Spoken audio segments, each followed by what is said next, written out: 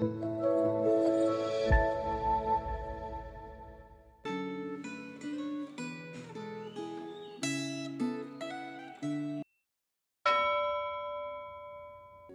jemaat kasih dalam Tuhan, kita bersyukur hari ini Renungan Gema tanggal 24 Agustus 2025 dengan tema tujuan kita bersyukur dan berdoa yang terambil dari Kolose pasal yang pertama, ayat yang pertama sampai dengan ayat yang ke-14. Sebelum kita merenungkan firman Tuhan, mari saya mengajak kita terlebih dahulu berdoa kepada Tuhan. Mari kita berdoa. Tuhan, ajarlah untuk setiap kami senantiasa bisa terus belajar bersyukur apapun kondisi kami. Dan biarlah itu pun yang kami pelajari hari ini melalui firman Tuhan yang akan kami baca, merenungkannya, dan apa yang dituliskan di dalam Renungan Gema hari ini. Berbicaralah kepada setiap kami ya Tuhan, kami siap mendengarkan. Di dalam nama Tuhan Yesus kami berdoa dan bersyukur. Amin. Saya akan baca Kolose pasal yang pertama ayat yang ketiga untuk setiap kita. Demikianlah firman Tuhan. Kami senantiasa mengucap syukur kepada Allah, Bapa Tuhan kita, Yesus Kristus, setiap kali kami berdoa untuk kamu. Bapak yang kasih dalam Tuhan, apa yang biasanya menjadi pokok ungkapan rasa syukur dan doa Anda? Surat Rasul Paulus kepada jemaat di Kolose dibuka dengan ucapan syukur dan doa. Sekalipun ia menulis di penjara, isi suratnya penuh dengan semangat dan pengharapan. Rasul Paulus tidak memulai dengan teguran atau peringatan, melainkan dengan pujian atas iman, kasih, dan pengharapan yang hidup dalam jemaat. Itulah hal pertama yang muncul dalam pikirannya, bukan kesehatan mereka atau ukuran gereja atau anggaran mereka. Ia memperlihatkan bahwa Injil telah berakar dan berbuah di antara mereka sebagai tanda bahwa Allah sedang bekerja di antara mereka. Rasul Paulus mendoakan agar jemaat dipenuhi dengan pengetahuan akan kehendak Allah, serta dengan segala hikmat dan pengertian rohani.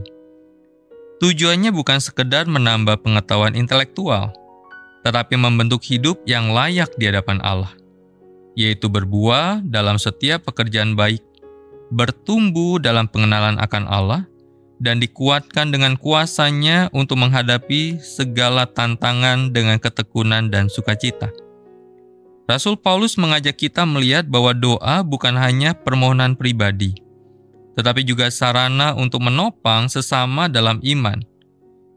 Ia tidak berdoa agar jemaat Kolose bebas dari penderitaan, tetapi agar mereka kuat menghadapi penderitaan. Inilah doa yang berakar dalam Injil, yaitu doa yang tidak menjanjikan kenyamanan, tetapi menjanjikan kehadiran Allah yang setia. Betapa mudahnya mengaku mengasihi Allah dengan perkataan, namun mengasihi Allah secara nyata dengan cara mengasihi umat-Nya itu jauh lebih sulit.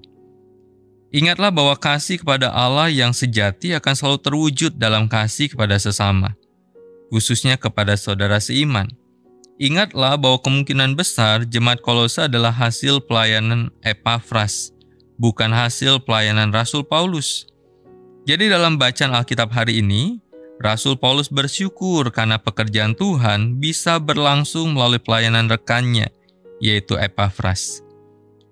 Dalam kehidupan gereja masa kini, kita sering tergoda untuk menjadikan doa sebagai alat membanggakan diri.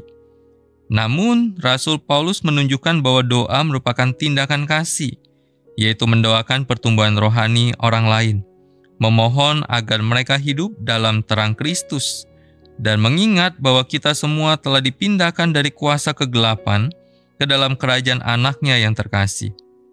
Mari kita belajar dari Paulus untuk berdoa bukan hanya agar hidup kita menjadi lebih mudah, tetapi agar hidup kita dan hidup sesama kita semakin mencerminkan Kristus.